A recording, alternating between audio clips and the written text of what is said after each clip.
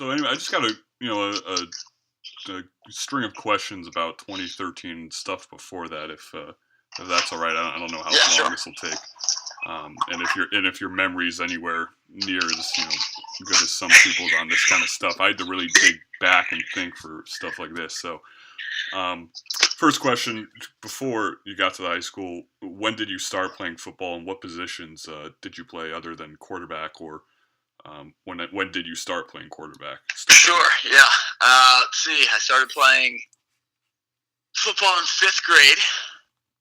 Tommy Gasparino got me into it, and I was not very good to begin with. I kind of bounced around between quarterback, receiver, and safety, but not all that successfully, admittedly, at any of them. I think probably by 8th grade,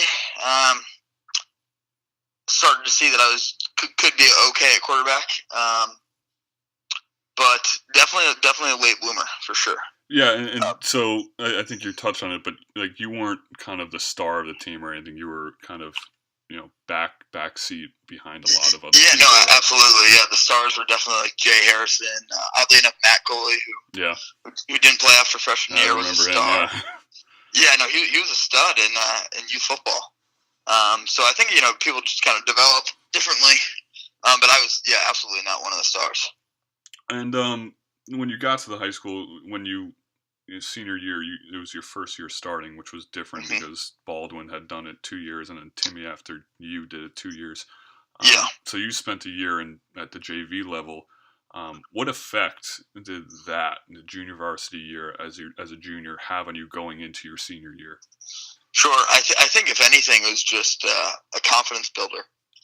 Just kind of getting to be the guy, not for the varsity team, but for a team. And kind of proving myself that there were throws that I could make. So I think just getting one experience that I didn't get probably when I was younger, and for good reason. I wasn't all that good. And then 2, just kind of getting the reps under my belt, so I had some confidence going into my senior year, knowing that even if other people didn't think I could, I knew that I could play at a relatively high level. Yeah, and that kind of leads into my next question, because I remember the first meeting of the year in August, coming into the room, and Trifone had on the projector the state rankings and a bunch of media quotes counting us out for the year, with doubts over your ability to succeed at QB after Baldwin. How much did the media doubt and stuff like that feed into your motivation heading into the season? Sure. I wish I could say it did, but I really don't think. I think we probably blocked that out a pretty good amount. We knew that there were so many seniors in that class above us who were graduating and who were really good football players, but we also knew that that we'd worked pretty hard in the off season. So I think if anything, we were excited to prove people wrong, but that. We didn't really need external motivation. I think just playing the game that we all loved together with people that we loved was certainly enough motivation for us. But it was definitely a good feeling, and probably made it a little sweeter to have reporters that at one point doubted us. Kind of have to eat their words. Mm-hmm. And so I'm not going to go. It would take hours if I went through every game. So I don't plan on, and I'm not doing that in the book either, because I already have gone through 40 pages, and I'm not even past Greenwich. So I'm going to have to do some. Yeah, I know. I'm a rambler, but so just the first game of the season was Hill House, and they were defending state champs. And as a sophomore, I wasn't even dressing for the game. I was hurt at that point, but I was still afraid and intimidated as hell from those guys. Were there any nerves, on your part? It was a Friday afternoon. I remember we got out of school early, even though it was a home game. We got out, big game, defending state champs. Were you nervous, or were you, excited, or just kind of ready to go at that point? Yeah. Well, if I remember correctly, that game went over 2 days, right? Yeah, because the Lightning. Yep. Yeah, exactly. No, I think I was definitely nervous. I think any quarterback, before their first legitimate start, is probably a little nervous. But I think those nerves went away a lot quicker than I thought they would. was probably nervous like an hour before the game, but then you start warming up and you start like throwing the football, something I've done all my life, and it just they kind of went away. And then you take the first snap, and then it's just it's you and 21 other guys, and inside the white lines, and that's kind of it. So I think probably after the first snap, after maybe getting hit the first time, those nerves went away pretty quick. But I'd be lying if I said I wasn't nervous at the beginning. Awesome, and so I'm going to skip pretty far ahead into the season. Sure. North Haven, which is Mm-hmm. probably I think I've told you this when we saw each other, I think last year. Probably my favorite game I was ever part of, period. Atmosphere, all that. The game had so many implications because if we won that game, we're in the state playoffs, and there was uncertainty with New Canaan if we were going to get past them. So more or less, this was a win or go home game for us. Yeah. And the atmosphere was crazy. The fire trucks, the crowd, it was packed. How are you able to drown out such a loud and aggressive crowd in that kind of atmosphere? Yeah, I really think. I always enjoyed playing in front of away crowds. I just kind of fed off their energy. I even think at one point they got like a 15-yard penalty. The band or the crowd did or something. Yeah. I think that was always more fun. I would have rather played in front of a rowdy, 12 away games than 12 home games, or 14 or whatever it was. So I think that entire atmosphere, the cold Friday night lights, fire trucks in the end zone. They brought out everything they had, and you kind of walk on that field and they say, we have our parents in the stands, and that's about it. So it's just us, and it's their entire town. They are pulling out all the stops for us. Frankly, one, that's a compliment, and two, they think they can send us home. That's not going to happen. So I think if anything, it's motivating. It's fun to play in front of a crowd like that because, more fun than hearing a large crowd roar is hearing a large crowd be silent. So, I really enjoyed that. And so we win that game, clinch a state playoff berth. We still have New Canaan after that. Was there any, because you get on the bus after the North Haven game, we're celebrating. Was there any thought towards, all right, well, we got this now? The bigger test is ahead of us. Yeah. I definitely thought the New Canaan game was going to be more difficult than the North Haven game. Only because I felt like if we were able to get a touchdown or two ahead in the North Haven game, I thought we would be pretty good. Just because they weren't really like a come from behind team. Mm-hmm.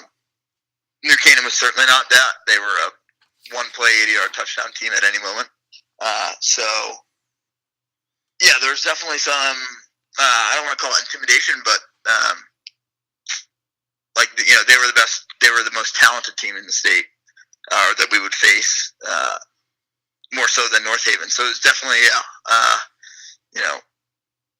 a little intimidating going into that game, but at the same time, I kind of thought that we had nothing to lose.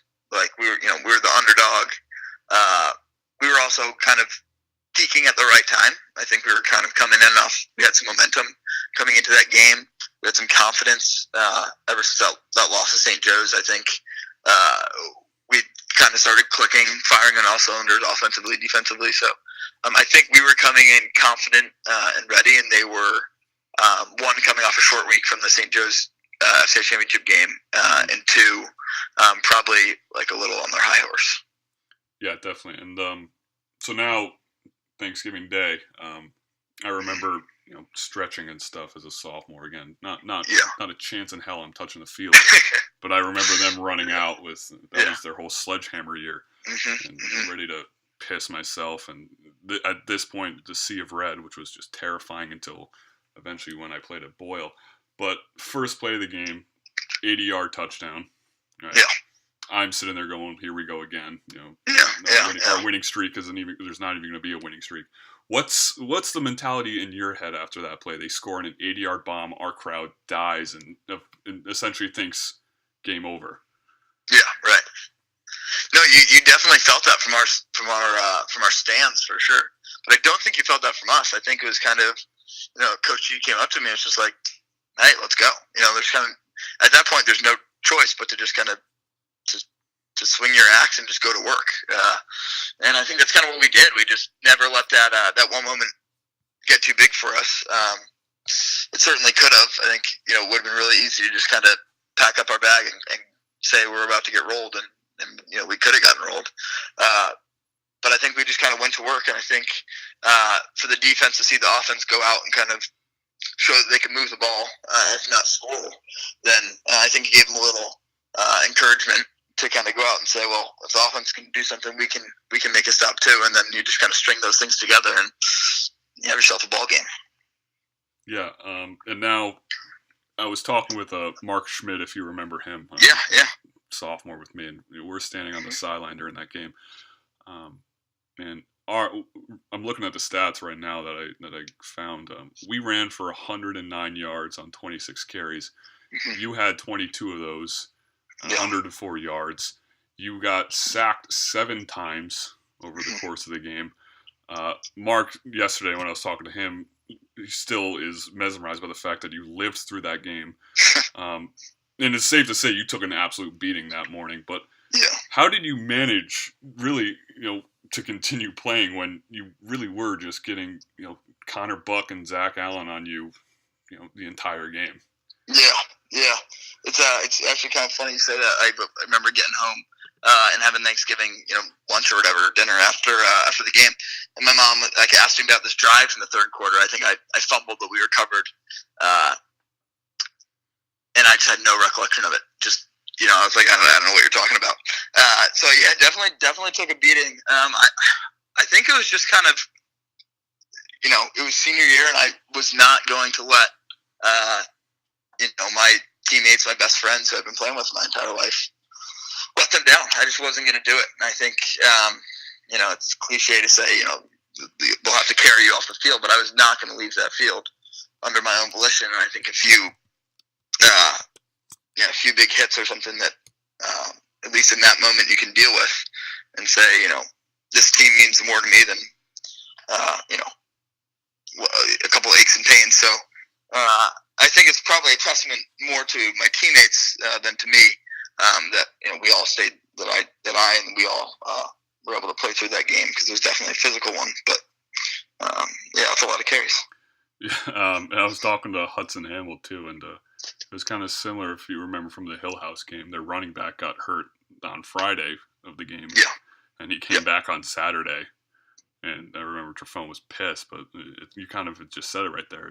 His mentality was, I got to stay in, and I got to fight through this. Which, looking back, you see it and you're like, oh wow, that might have been a dumb decision. But in the moment, it's an entirely different situation. Yeah, for real. So he was a great player. Harold Cooper. So we come out of that game with another incredible win. I think that's when we got the nickname the Cardiac Kids, which might be a title of a chapter. I'll have to see. Sure.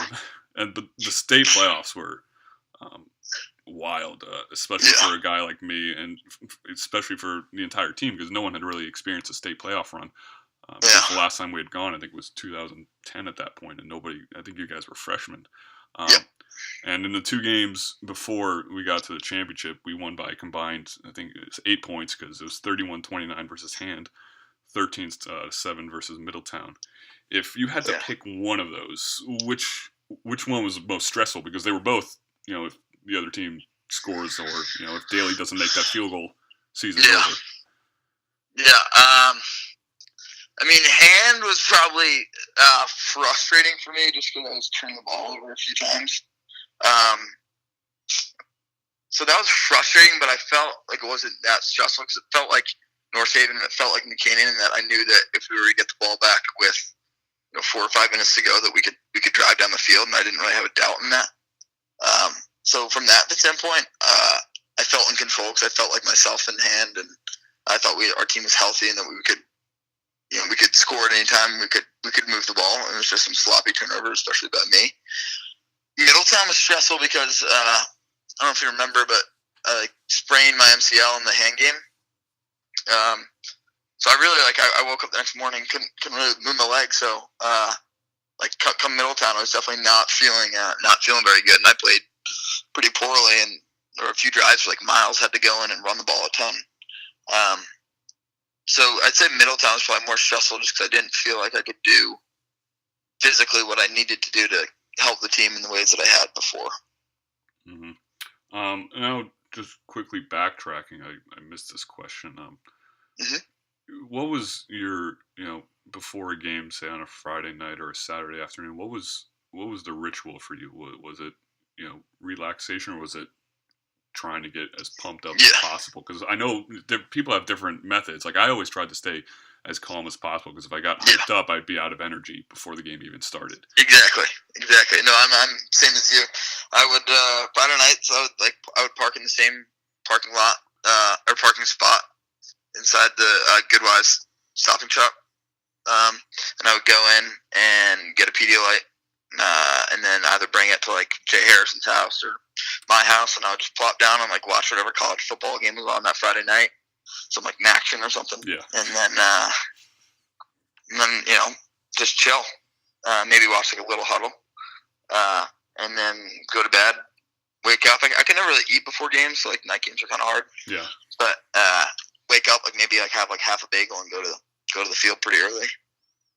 All right, awesome. And just a wrap up question here. Simply, like it's pretty. We weren't, in the eyes of a lot of people, supposed to make it as far as we did. There was doubt at the beginning, even by guys like me, who was like, all right, this season might be lost. But yeah, for sure. But we fought through it and made it as far as we did. What was the main takeaway from that season that sticks with you even today at this point? Yeah, I've got to say, I think just the value of a strong team. I don't mean strong physically. I just mean like a close knit, tightly bonded team. I think that goes a long way because, well, I mean, like you said, people had doubts, and they had good reason to have doubts. We were certainly not the most talented team. I was not the most talented player. New Canaan's quarterback Nick Cassione was faster than I was. Probably had a better arm. They had kids who would go on to play legitimate Division I football, and we didn't. So there were reason for doubts, but I think that our success that season is a testament to one, just kind of a good senior class, and then two, just I think seniors, sophomores, juniors, just kind of all really getting to know each other pretty well, and caring about one another enough to in tough games stick out injuries or aches and pains and play for one another. I think that's probably I don't know from a younger guy's perspective what takeaway would be, but from my perspective, that kind of feels like at least what I hope the seniors and the younger guys took away from that year. Yeah, definitely. And final thing, and then I'll let you go because I don't want this to go on. Yeah, no. Good. The main reason behind the book is essentially to provide that even though these as football players we're kind of treated as kings and given kind of this special treatment, that when it ends, that there's life after it, which a lot of players, it takes a while for them to understand that. And it haunts them for a while, which is sad, but that's kind of true when you're kind of given that special treatment as a 16, 17-year-old. When the season ended for you, was there any of that? Was there regret? Was there kind of looking back on damn, I wish I had done this or done that, or were you kind of satisfied and said, all right, like life goes on, I'm ready for the next chapter? No, I think I'd be a pretty good example of that. I don't think I had any regrets about that season. Do I wish like we won St. Joe's or the state championship? Sure, but I don't regret not having won those games. I think we kind of put it all on the table, and that's just how the cards fell. But I do think I went to Middlebury freshman year and transferred to Yale sophomore year. I do think going to a Division III program where people did not care about football was pretty difficult for me. Not that Darien is Permian, Texas. Yeah, exactly. Yeah. But there is certainly some level of community spirit, and people cared. It felt like. So that adjustment from coming from a place where people cared about football to a Division III NESCAC school where people didn't was certainly difficult for me. And so, I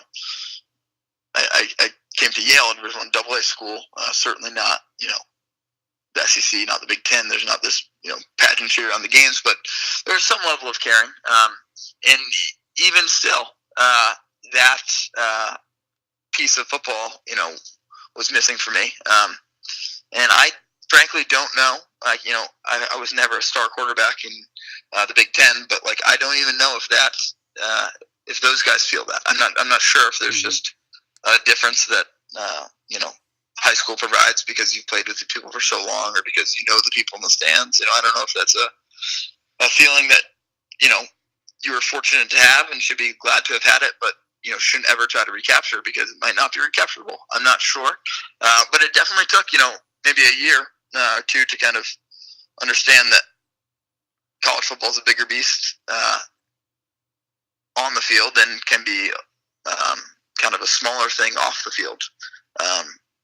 And so I've eventually obviously came to terms with that, and I had a great college experience and whatnot. But yeah, I think that's definitely a difficult thing, and I think the topic of your book is certainly one that's relevant to a lot of high school football players.